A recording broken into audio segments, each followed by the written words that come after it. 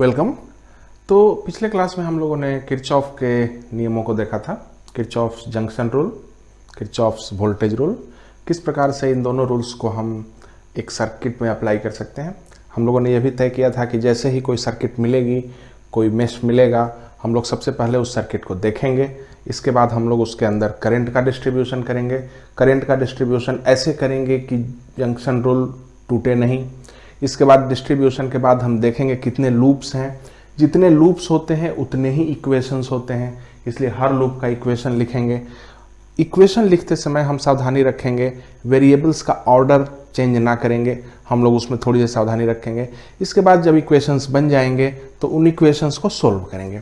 उन इक्वेशंस को सोल्व करने के लिए हमें ज़रूरत पड़ सकती है कैंसिलेशन मेथड्स की, या फिर हमें ज़रूरत पड़ सकती है सब्स्टिट्यूशन मेथड्स की, या फिर हमने आपको ये भी सजेस्ट किया कि अगर आपको अच्छा नहीं लगता, अगर वो पहले के मेथड्स अच्छे नहीं लग रहे तो आप क्रेमर्स रूल का इस्तेमाल कर सकते हैं। इतना सारा कुछ सुविधा मैंने आपको दी।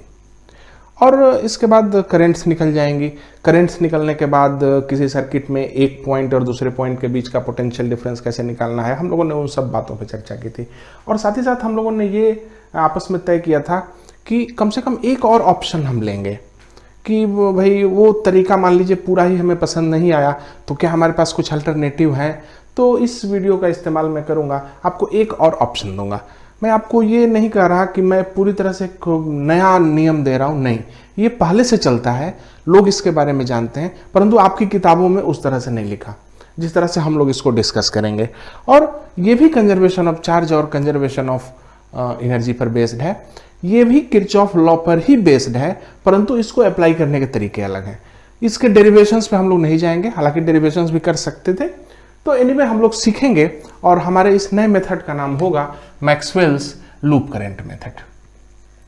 Maxwell's loop current method.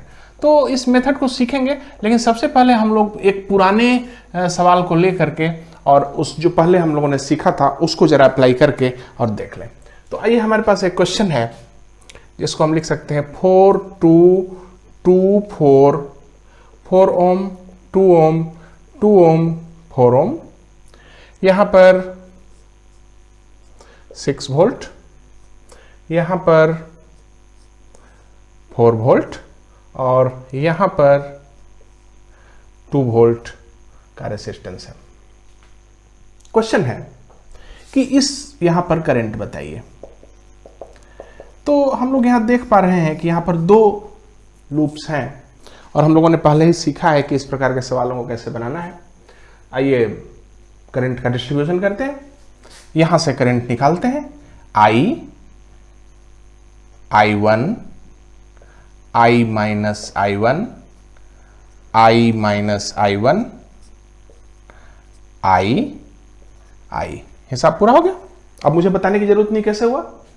अब हम लोग 2 लूप लिए हुए हैं, इसलिए इस लूप में चलिए घूमते हैं।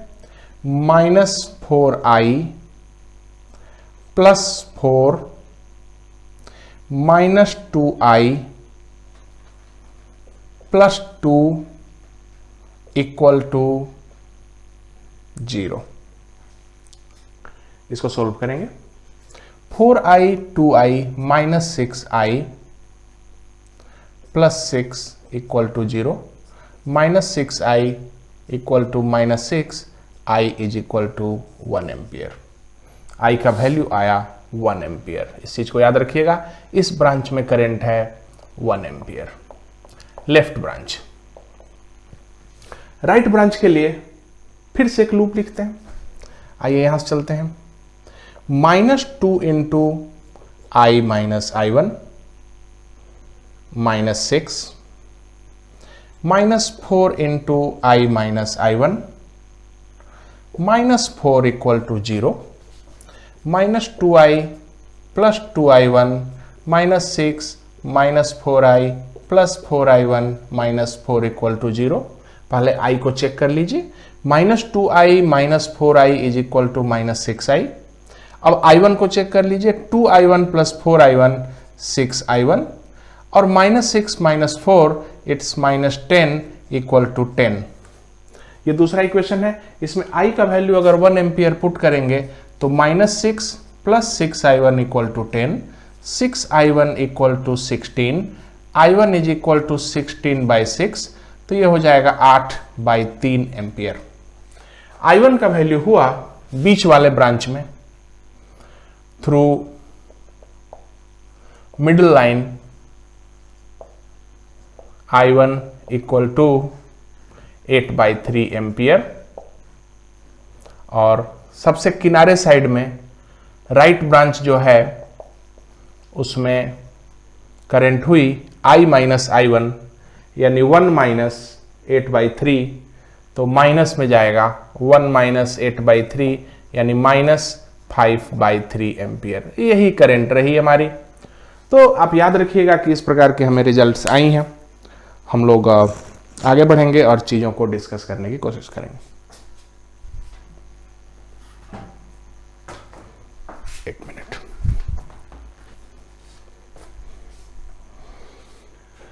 चलिए, तो इसी चीज को अब हम इस मेथड से करते हैं। मैं फिर से यही सवाल लिख दूंगा और देखेंगे कि क्या हम लोग कुछ नए मेथड से, कुछ कैलकुलेशन से बच सकते हैं या ओके। फिर से चालू करता हूं मैं। 4 2 2 4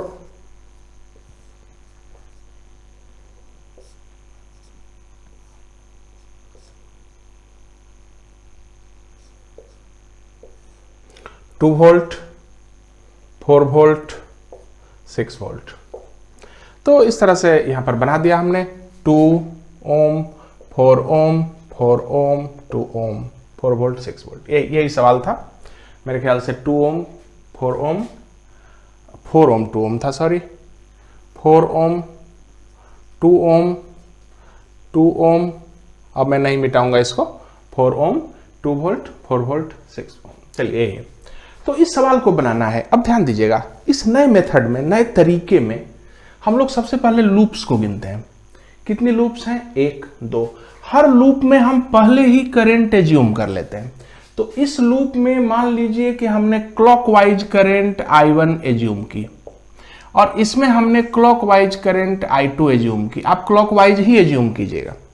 अब गौर कीजिएगा, I1 यहां तक I1 है, ये भी I1 है, I1 I1 I1 I1 I1। लेकिन इसके बाद क्लॉकवाइज में I1 इधर से है, परंतु इधर साइड से I2 करंट है।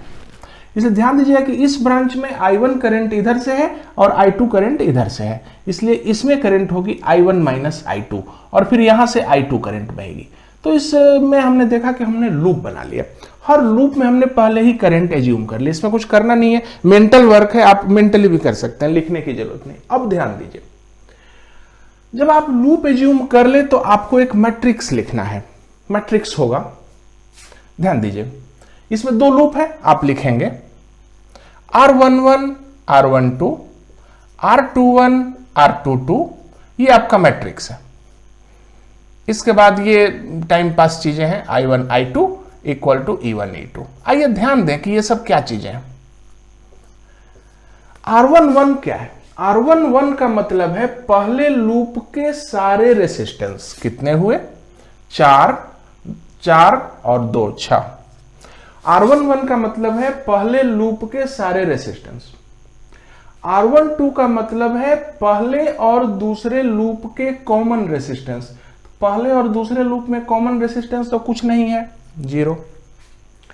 R21 का मतलब है दूसरे और पहले के बीच कॉमन, तो कुछ नहीं है, 0। और R22 में होगा दूसरे लूप के सारे रेसिस्टेंस, 2 2 2 और 4 6। अब ध्यान दीजिएगा, ये वाले जो दोनों हैं R11 R22 का मतलब है टोटल रेसिस्टेंस। इसलिए इस लूप के टोटल रेसिस्टेंस, इस लूप के टोटल रेसिस्टेंस। और ये R12 R21 वगैरह जो रेसिस्टेंसेस हैं वो बीच के ब्रांच के कॉमन रेसिस्टेंसेस हैं। याद रखिएगा, इनको हमेशा निगेटिव लीजिएगा। तो निगेटिव 0 करने की कोई आवश्यकता नहीं। याद रखिएगा, पूरे लूप का जो रेसिस्टेंस है ये पॉजिटिव होगा, परंतु ये जो कॉमन वाले जो रेसिस्टेंस हैं ये हमेशा निगेटिव होंगे। Into I1 I2 equal to E1 E2 क्या है? पहले लूप का वोल्टेज, दूसरे लूप का वोल्टेज। तो घूम जाइए क्लॉकवाइज फिर से और वोल्टेज लिख दीजिए। पहले लूप में आप लिखेंगे +4 +2 यानी 6, दूसरे लूप में आप लिखेंगे, इधर से घूमिएगा क्लॉकवाइज, -4 -6, -4 -6। देखा आपने, पहले लूप के वोल्टेज, दूसरे लूप के वोल्टेज, कैसे घूमना है, क्लॉकवाइज घूमना है। अब इसको आप सोल्व कर दीजिए, I1 निकालते हैं। I1 को निकालना बहुत आसान है। I1 के लिए क्या लिखेंगे, ये आपका मेन मैट्रिक्स है, यही मैट्रिक्स ऊपर लिखेंगे, लेकिन इस वाले को, इस पहले रो को बदल देंगे, 6 - 10 और 0 6। कितना आंसर आया, 36 बाई 36, 1 एम्पियर आंसर। अब देख सकते हैं I1 आ गया, I1 पहले भी आया था। इस तरह से हम देखते हैं कि ये सस्ते में निकल जाता है। और दूसरी बात है, इसमें जो चाहिए आपको वही आएगा। तो जब थोड़ी सी हैबिट हो जाती है, जैसे मैं तो सीधे यही लिखता हूँ, मैं इस वाले ब्रांच को लिखता ही नहीं हूँ, मैं सीधे यही लिखता हूँ और आंसर आ जाता है। इसलिए इस वाले से मुझे लगता है कि आपको अगर 2-4 सवाल आप बना लेंगे तो आपको पूरी हैबिट बन जाएगी, आप सीधे यही लिखेंगे और आंसर आएगा। मान लीजिए इस ब्रांच का लिखना पड़ेगा I2, तो I2 के लिए सीधे लिखेंगे, दिस नीचे रहेगा और यहाँ पे क्या करेंगे, इसका ये वाली जो लाइन है उसको इससे रिप्लेस करके फिर से लिख देंगे, जैसे कि आपको पहले बताया हुआ था। अगर कोई बोलेगा कि I2 कितना है, तो I2 के लिए सिंपल है, नीचे रहेगा 6006 और ऊपर ये दूसरी लाइन जो है उसको बदलेंगे इससे, यानी होगा 60 और वो वाले लिख देंगे 6 - 10। इसको सोल्व करेंगे, आपको I2 मिल जाएगा। तो इस तरह से हम देखते हैं कि ये जो क्वेश्चन जो बनाया हम लोगों ने वो काफी आसान था। चलिए हम लोग एक सवाल और बना लेते हैं, एक सवाल और बना लेते हैं ताकि आपको कॉन्फिडेंस आ जाए। तो लूप करंट मेथड मुझे तो बहुत पसंद है, क्योंकि इससे कम समय में सही रिजल्ट आता है, परंतु थोड़े सावधानी रखिएगा। चलिए हम लोग 2 लूप वाला बनाते हैं।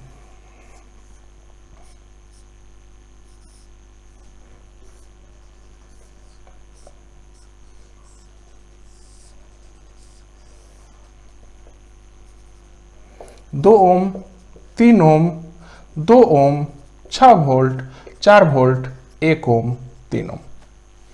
2 लूप है, एक और रेसिस्टेंस ले लेते हैं इसमें हम, 1 ओम। तो क्वेश्चन है कि आप लूप में करंट निकालें। तो सबसे पहली बात, मान लिया इस लूप में क्लॉकवाइज करंट I1, इस लूप में क्लॉकवाइज करंट I2। बात खत्म हुई। चलिए लिखिए, पहले मैट्रिक्स लिखिए, और याद रखिए इस मेथड का फायदा यही कि इस पूरे प्रॉब्लम का एक ही मैट्रिक्स बनेगा। तो चलिए मैट्रिक्स लिखते हैं।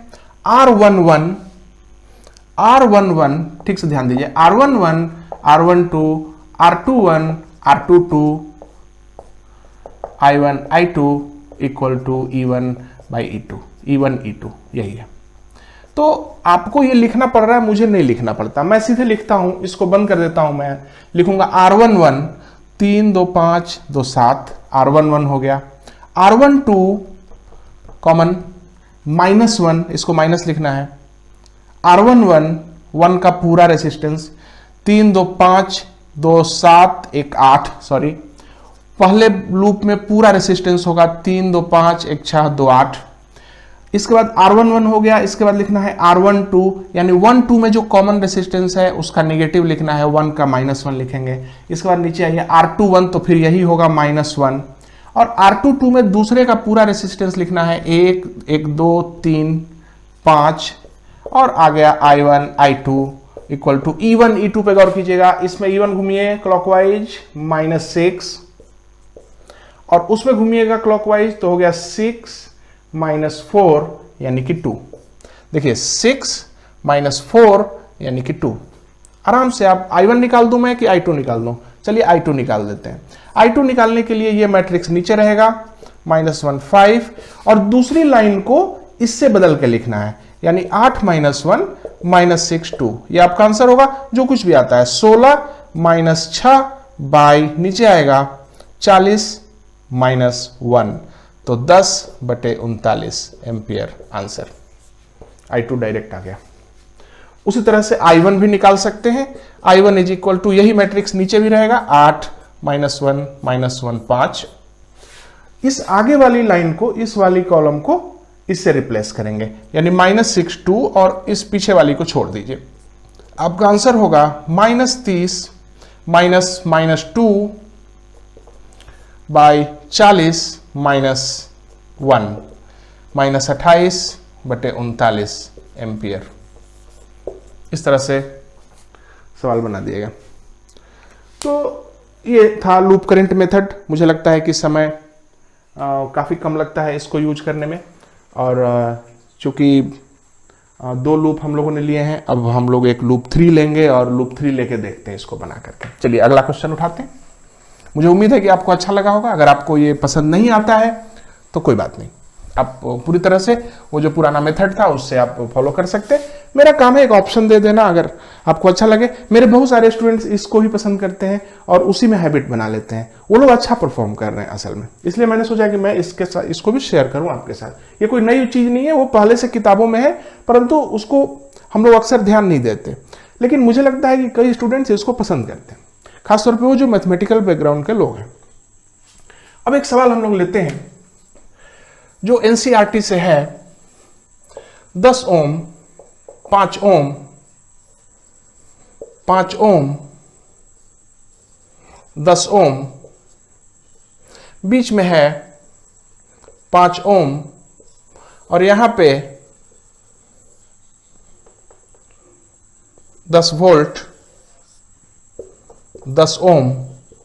क्वेश्चन है यहां पर करंट बताइए।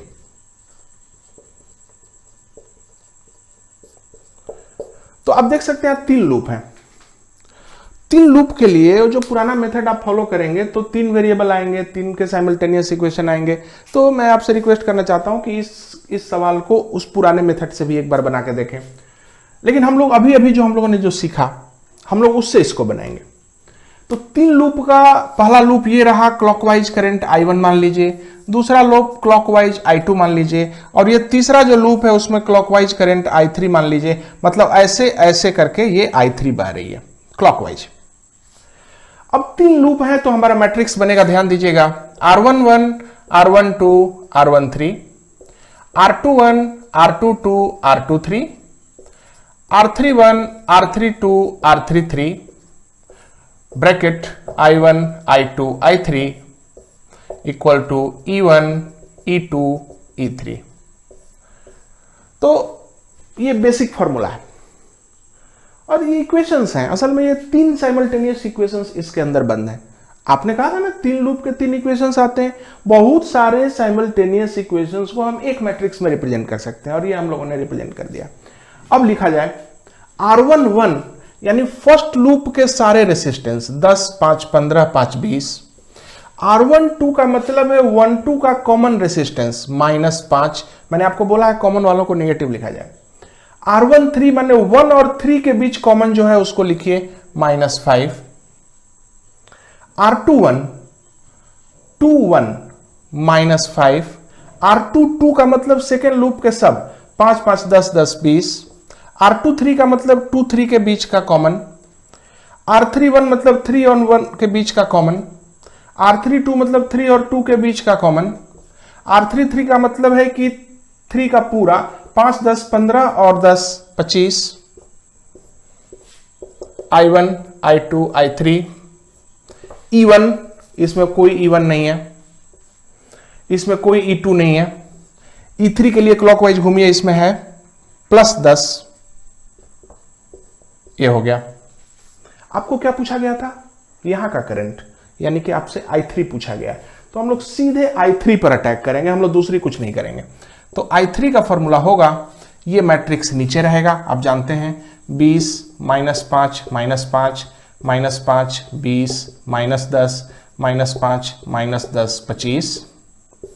और ऊपर चूंकि I3 निकाल रहे हैं इसलिए इसको इससे बदल देंगे, बाकी दोनों वही रहेंगे। तो 20, -5, -5, -5, 20, 10, इसको इससे बदलेंगे यानी 0, 0, 10। ये आपका I3 है। I3 होगा 20 ×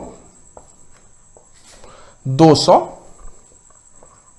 -0 -5 × -50 × 0 -50 × 0 +0 बाय,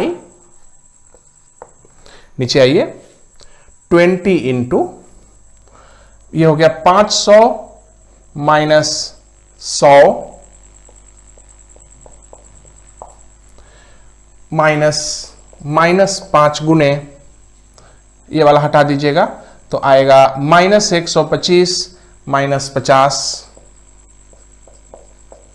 और ये आएगा -5 इंटू 50 -20 बचे 100, -100। ये हो गया ट्रीटमेंट। जब आप इसको ट्रीट करेंगे, जब इसको गुना करेंगे, तो जो सॉल्यूशन आएगा I3 का, वो सॉल्यूशन करेंगे, भाग लगाएंगे, वो करीब करीब 10/17 एम्पियर आएगा।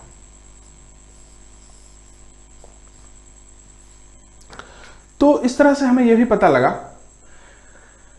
कि जो मेन रूल है वो है कंजर्वेशन ऑफ चार्ज और कंजर्वेशन ऑफ एनर्जी। उसको अप्लाई करने के लिए बहुत सारे थियरम्स अवेलेबल हैं, जिनको हम सर्किट थियरम्स कह सकते हैं। उस तरह के थियरम्स में एक किरचॉफ का मेथड था, फिर एक ये भी एक लूप करंट मेथड है। इसके अलावा और भी बहुत सारी नेटवर्क्स थियरम आती हैं। अगर आप सबको देखेंगे तो थोड़ी बहुत डिफरेंस के साथ घुमा फिराकर सभी इन्हीं नियमों पर आधारित हैं, और इसलिए सभी चलती हैं।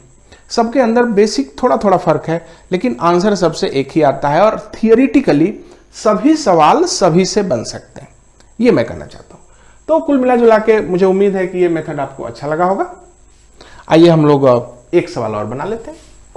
उस एक सवाल को हम लोग पूरी तरह से फाइनल बनाएंगे और इसके बाद चीज़ों को देखेंगे। उसी दौरान जरा सा ध्यान दीजिए कि हमने सीरीज कॉम्बिनेशन ऑफ रेसिस्टेंस तो देखा था, परंतु parallel combination of the resistances को हमने देखा नहीं। मान लीजिए कि ये R1 है, ये R2 है, ये R3 है, और हमने इसको वोल्टेज V से जोड़ा, तो इसको हम कहते हैं parallel combination of the resistance, जो कि आपने 10वीं क्लास में पढ़ा हुआ है। तो मान लीजिए कि यहां से अगर करंट I बहती है, ध्यान दीजिए, बैटरी से, तो I का एक ब्रांच I1 होगा, एक ब्रांच I2 होगा, एक ब्रांच I3 होगा, और यही I1 I2 I3 निकल के यहां फिर से I बन जाएंगे और हिसाब पूरा हो जाएगा। आप देख सकते हैं इसमें कितने लूप हैं, एक लूप, दो लूप, तीन लूप। 3 लूप बनते हैं, 3 इक्वेशंस बन सकते हैं इस जगह पे। तो आप कह सकते हैं 3 इक्वेशंस बनेंगे। मान लीजिए मैंने ये लूप लिया, ये लूप, ये बड़ा वाला लूप, तो इसको देख के आप कह सकते हैं कि I1 R1 equal to V, तो I1 बता सकते हैं आप V बाई R1। उसी तरह से आप इसको लिख सकते हैं I2 R2 equal to V, इसलिए I2 equal to V by R2। उधर से इसको भी लिख सकते हैं I3 R3 equal to V, तो I3 इक्वल टू हो जाएगा V बाई R3। अगर तीनों को जोड़ेंगे तो I बराबर आएगा V common 1 by R1 plus 1 by R2 plus 1 by R3।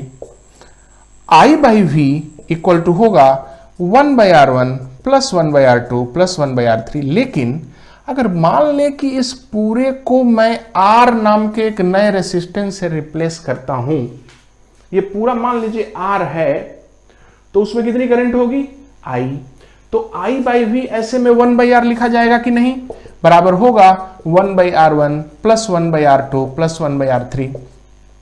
ये इक्विवेलेंट रेसिस्टेंस है, और इसलिए R का फॉर्मूला आएगा 1 by R1 plus 1 by R2 plus 1 by R3 plus जो भी रहे।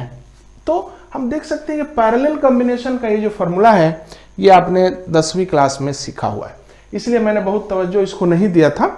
लेकिन अब चूंकि भाई पढ़ना चाहिए तो पढ़ना चाहिए। हम लोगों ने देखा कि किरचॉफ के नियम से भी आराम से ये फॉर्मूले डिराइव किए जा सकते हैं। तो याद रखिएगा, जैसे कि आप यहाँ देख रहे हैं, सीरीज कॉम्बिनेशन में वोल्टेज डिवाइड होता है और पैरेलल कॉम्बिनेशन में करंट डिवाइड होता है। यहाँ पे गौर कीजिएगा, सीरीज कॉम्बिनेशन में वोल्टेज डिवाइड होता है और पैरेलल कॉम्बिनेशन में करंट डिवाइड होता है। कैसे डिवाइड होता है उसको मैंने आपको पहले पढ़ाया था। तो सीरीज कॉम्बिनेशन वाला और पैरेलल कॉम्बिनेशन वाला एक बार हम लोग और देख लेंगे, ताकि आपको याद रहे, और उस पर एक सवाल भी बना के दिखा देंगे। तो मैंने आपको ये बताया था कि अगर R1 R2 R3 3 रेसिस्टेंस हो, और अगर इन तीनों के क्रॉस वोल्टेज V हो, तो यहां पर वोल्टेज होगा V by R1 plus R2 plus R3 into R1। यहां पर वोल्टेज होगा V by R1 plus R2 plus R3 into R2, और यहां पर वोल्टेज होगा V by R1 plus R2 plus R3 into R3। मतलब है कि ये तीनों वोल्टेज R1, R2, R3 के रेशियो में है। यानी सीरीज कॉम्बिनेशन में जो वोल्टेज का बंटवारा होता है, वोल्टेज का बंटवारा होता है वो किस रेशियो में होता है? सो V1 ratio V2 ratio V3 वो होता है R1 ratio R2 ratio R3 में।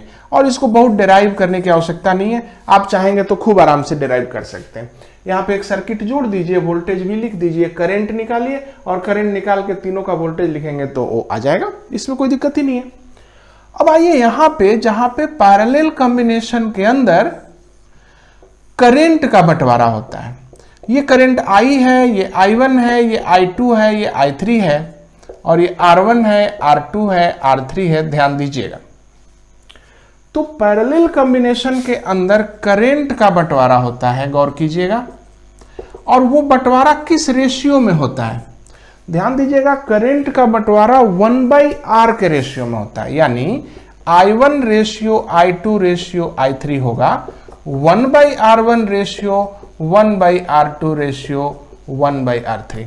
इस बात पे गौर कीजिएगा कि I1, I2, I3 का बंटवारा होगा 1/R1, 1/R2, 1/R3। इसलिए I1 का फॉर्मूला हो जाएगा I divided 1/R1 plus 1/R2 plus 1/R3 into 1/R1। उसी तरह से I2 क्या होगा? I by 1/R1 plus 1/R2 plus 1/R3 into 1/R2। ठीक से देख लीजिए, जैसे यहाँ पे R1, R2, R3 नीचे था और R1 ऊपर था, यहाँ पे सब कुछ में वो 1/R हो गया है। जैसे यहाँ पे 1/R1 plus 1/R2 plus 1/R3, वहां पे 1/R2 हो गया है, और इस जगह पे बंटवारा होगा I by 1/R1 plus 1/R2 plus 1/R3, और यहाँ पे भी हो गया 1/R3। तो इस तरह से हम देखते हैं कि पैरेलल सर्किटों के अंदर करंट का बंटवारा 1/R के रेशियो में होता है, और सीरीज सर्किट में वोल्टेज का बंटवारा R1, R2, R3 के रेशियो में होता है। अगर ये इंफॉर्मेशन हमारे पास है तो मैंने बहुत कम सवाल देखे हैं कि इस फार्मूले रटने और इन सब चीज़ों, इतने लंबे चौड़े ये जो फार्मूले हैं अजीब से, इनको मैंने बहुत सफल होता हुआ नहीं देखा परीक्षाओं में। क्योंकि अगर आप इन शॉर्टकट्स को जानते हैं तो फिर जो क्वेश्चन सेट करते हैं उनको भी मालूम है। तो आजकल इतने कंपटीशन है कि वो इस तरह के सवाल दे करके और अनावश्यक मेरिट लिस्ट को ऊंचा नहीं करेंगे। तो आजकल इन तरह के सवालों को आने के चांसेस नहीं है, परंतु वही बेसिक चीज है तो वो आना चाहिए, इसलिए मैंने आपके साथ में ये डिस्कस किया। मान लीजिए हम लोग इस पे एक सवाल ले लें, अभी इन चीज़ों को भी बनाना चाहिए, ऐसा नहीं है कि उसको छोड़ देना चाहिए। आइए हम लोग एक सवाल बनाते हैं। क्वेश्चन है 6 ओम, 4 ओम, 3 ओम, 2 ओम। मैं कह रहा हूं पॉइंट ए, बी, सी और डी। मैं ये कह रहा हूं कि अगर voltage between A and D 81 volt है तो voltage between C and D क्या है?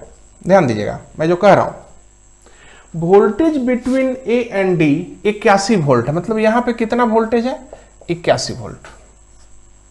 तो मैं कह रहा हूं कि यहां पे कितना वोल्टेज है? ठीक है, ये तीनों किस तरह के कॉम्बिनेशन में लगे हैं? तो भाई सीरीज दिख रहा, सीरीज में तो ये तीनों हैं, तो इन तीनों में 81 वोल्ट का बंटवारा करना है। 81 वोल्ट का बंटवारा करना है 4, 3, 2 के रेशियो में, जिसमें 2 वाला आपका आंसर होगा। तो वो फॉर्मूला मैंने आपको पढ़ाया था। यहां पे वोल्टेज होगा 81 का बंटवारा कर दीजिए 4, 3, 7, 2, 9, और यहां पे गुणा कर दीजिए 2 से, यानी 81/9 गुणे 2, 9 9 81, यहां पे 18 वोल्ट मिलेगा आपको। सवाल बन गया।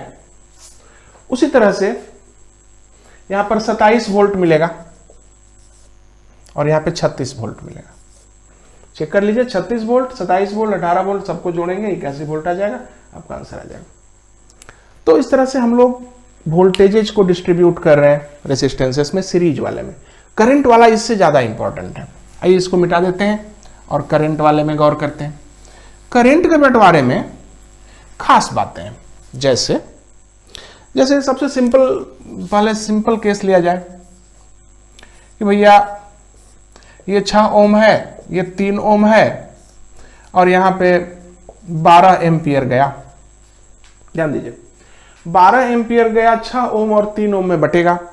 तो कैसे बटेगा, यहां कैसे बांटने को मैंने बोला था, करंट को बांट दीजिएगा 12 बटे 1/3 जोड़ 1/6 और यहां पे गुना होगा, यहां पे लाना है ना, तो 1/6। देखिए 12 को बंटवारा करना है 6 3 में, 6 3 में नहीं बंटवारा होगा, 1/6 और 1/3 में होगा। तो यहां पे आएगा 12 गुने 1/6, 1/3 जोड़ 1/6, आपका आंसर होगा इस जगह पे 2 बटे, यहां पे आएगा 6, 2 जोड़ 1 यानी 2 गुने 6/3, 3 दूनी 6, यहां पे मिलेगा 4 एम्पियर और यहां पे मिलेगा 8 एम्पियर। 8 एम्पियर और 4 एम्पियर जोड़ लीजिए, आपका आंसर आ जाएगा 12 एम्पियर आ जाएगा। तो इस तरह से हम लोग करंट का डिस्ट्रीब्यूशन कर रहे हैं। गौर कीजिएगा, कभी कभी क्या होता है कि इस प्रकार की सर्किटों में कभी कभी ऐसा होता है कि हमने देखा कि यहां पे 2 एम्पियर है और यहां पे 2 ओम है और यहां पे 4 ओम है और यहां पे डायरेक्ट जोड़ा हुआ। ध्यान दीजिए, 2 ओम है, 4 ओम है, सीधा जुड़ा हुआ है। मान लीजिए आपके पास 20 एम्पियर का 20 एम्पियर यहां पे है, ये 20 एम्पियर की सर्किट है। तो यहां पर इस जगह पर कितना रेसिस्टेंस आएगा, हम लोग इस पे गौर कर रहे हैं, क्या क्या करंट आएगी। तो सबसे पहले मान लीजिए हम लोग यहां पे गौर करते हैं, इस जगह पे आंसर होगा 20 बटे 1/2 जोड़ 1/4 जोड़, ये तो 0 ओम है, 1/0 और इंटू 1/2। तो यहां पे ध्यान देंगे 1/0 ये तो इन्फिनिट हो जाता है, यानी कि ये करंट होगी 0, तो ये वाली भी करंट होगी 0 और ये वाली करंट पूरी की पूरी, जाहिर है कि जब इसमें 0 और इसमें 0 तो इतनी पूरी करंट इसमें आएगी। इस तरह के लाइन को, इस तरह के सर्किट के हिस्से को हम लोग कहते हैं शॉर्ट करना। यहां से शॉर्ट कर दिया गया है, तो जब शॉर्ट करेंगे तो याद रखिएगा this is a very low resistance path. तो अगर किसी 2 पॉइंट को जोड़ दिया जाए जिसके बीच 0 रेसिस्टेंस हो, तो सारी की सारी करंट उसी 0 के थ्रू बहती है और बाकी के अल्टरनेटिव पाथ्स में कोई करंट नहीं बहती है। इस बात को गौर कीजिएगा, shorting of the circuit is very important.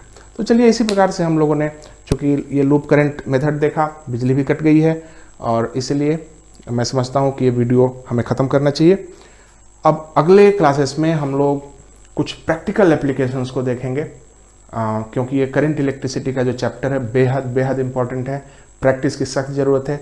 मुझे उम्मीद है कि आप जो किताबें आपके पास हैं उन किताबों को पढ़ के रिवीजन करते रहेंगे। तब तक थैंक यू।